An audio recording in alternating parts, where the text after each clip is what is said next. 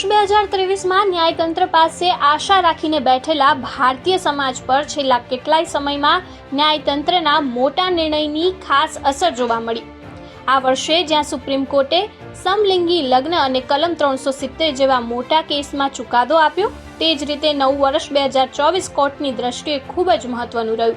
2024માં ચૂંટણી બોન્ડ્સ, રાજકીય પક્ષોએ આપેલા ફ્રીના વચનો, CAAની કલમ 60ની બાહેંધ્રિયતા, જ્ઞાનવ્યાપી મંદિર મસ્જિદ વિવાદ, કલંકિત નેતાઓ ઉપર આજીવન પ્રતિબંધ જેવી બાબતો ઉપર 2024માં ચુકાદો અપાશે.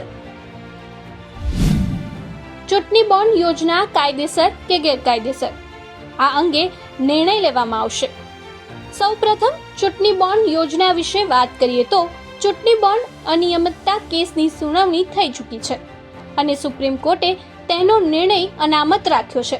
તમને જણાવી દઈએ કે ઇલેક્ટ્રોલ બોન્ડ દ્વારા કોઈ પણ નાગરિક અથવા કંપની પોતાની ઓળખ છુપાવીને રાજકીય પક્ષોને દાન આપી શકે છે. તે જાણવાનો અધિકાર માત્ર સરકારને જ છે. હવે સુપ્રીમ કોર્ટે ઇલેક્ટ્રોલ બોન્ડ સ્કીમ કાયદેસર છે કે ગેરકાયદેસર તે અંગે પોતાનો નિર્ણય અનામત રાખ્યો છે. આ અંગેનો કોર્ટનો નિર્ણય ભારતની લોકશાહીના ભવિષ્ય માટે નિર્ણાયક બની રહેશે. ચૂંટણી દરમિયાન રાજકીય પક્ષો મફતના વચનો પર નિર્ણય. વકીલ અશ્વિની ઉપાધ્યાયે ચૂંટણી દરમિયાન રાજકીય પક્ષો દ્વારા આપવામાં આવતી મફતની જાહેરાતો સામે વાંધો ઉઠાવ્યો છે અને સુપ્રીમ કોર્ટમાં અરજી દાખલ કરી છે. વકીલ અશ્વિની ઉપાધ્યાયે બેરોજગાર, દિહાડી મજૂરો અને મહિલાઓને ફક્ત મફતનું માસિક ભથ્થું અને લેપટોપ, સ્માર્ટફોન અથવા મફતની વીજળી અને પાણી પુરવઠો વગેરે ગેજેટ્સના વચન અંગે સુપ્રીમ કોર્ટમાં અરજી દાખલ કરી છે. સુપ્રીમ કોર્ટ 2024માં તેની સુનાવણી કરશે. નાગરિકતા સુધારો કાયદો CAA કલમ 60ની બાહેંધ્રિયતા અંગે નિર્ણય લેવામાં આવશે.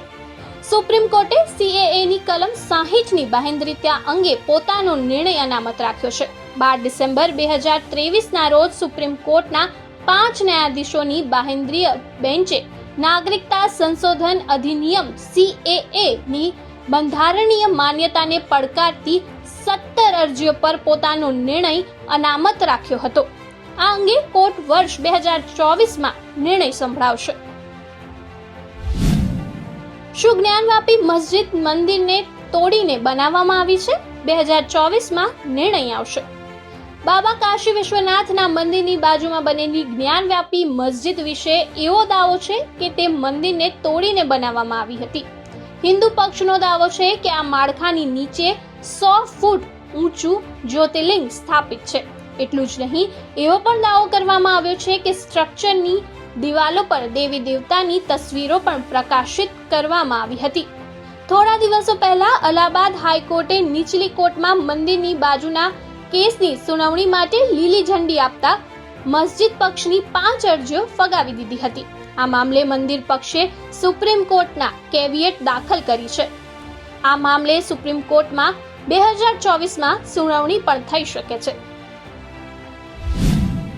કલંકિત નેતાઓ પર આજીવન પ્રતિબંધ મૂકવામાં આવશે કે નહીં? 2024માં નિર્ણય આવે તેવી શક્યતા. કલંકિત અથવા દોષિત નેતાઓ પર ચૂંટણી લડવા, રાજકીય પક્ષો બનાવવા અથવા કોઈ પણ પક્ષના પદાધિકાર બનાવવા પર આજીવન પ્રતિબંધ લાદવાનો મુદ્દો સુપ્રીમ કોર્ટમાં અનામત છે. સુપ્રીમ કોર્ટે કહ્યું કે તે પછી કલંકિત નેતાઓ પર ચૂંટણી લડવા પર આજીવન પ્રતિબંધ લાદવાની બાબત પર વિચાર કરાશે. આરોપી સાંસદો અને ધારાસભ્યોના કેસની સુનાવણી આવતા વર્ષે 2024માં થવાની શક્યતા છે.